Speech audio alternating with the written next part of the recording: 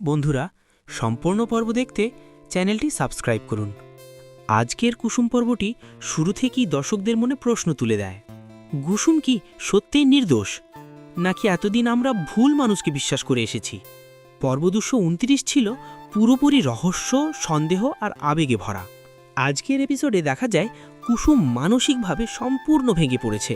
একদিকে পরিবারের অবিশ্বাস, অন্যদিকে অতীতের সেই ঘটনা যেটা বারবার তাকে তাড়া করে বেড়াচ্ছে।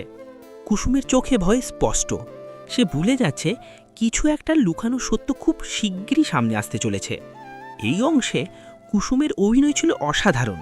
নিঃশব্দ কান্না আর কাঁপা চোখ সব কিছু বলে দেয়।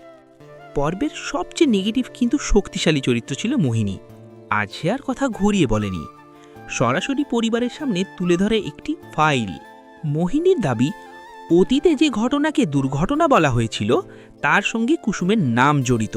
এই কথার পর পুরো বাড়ি স্তব্ধ হয়ে যায়।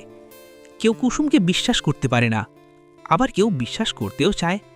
এই দৃশ্যটাই আজকের পর্বের সবচেয়ে বেশি টেনশন তৈরি করেছে। রুদ্র আজকের পর্বে সবচেয়ে বড় দ্বন্দ্বে ছিল। একদিকে তার ভালোবাসা কুসুম, অন্যদিকে চোখের সামনে থাকা প্রমাণ। রুদ্র পুরো পর্ব জুড়েই কথা কম বলেছে, কিন্তু তার চোখে ছিল প্রশ্ন আর কষ্ট। এই নীরব অভিনয়টাই চরিত্রটাকে আরও শক্তিশালী করেছে। পর্বের শেষের দিকে আসে আসল টুইস্ট। একটি পুরনো স্মৃতি, একটি অজানা সূত্র, যা ইঙ্গিত দেয় সব কিছু যেমন দেখা যাচ্ছে তেমন নয়। একটি ছোট্ট জিনিস যেটা আজ পুরোপুরি দেখানো হয়নি, ভবিষ্যতের বড় রহস্যের দরজা খুলে দেয়। এখানেই পরিচালক দর্শকদের কৌতূহল বাড়িয়ে দেন। কুসুম কি তার নির্দোষ প্রমাণ করতে পারবে? মোহিনীর হাতে থাকা প্রমাণ কি সত্যি?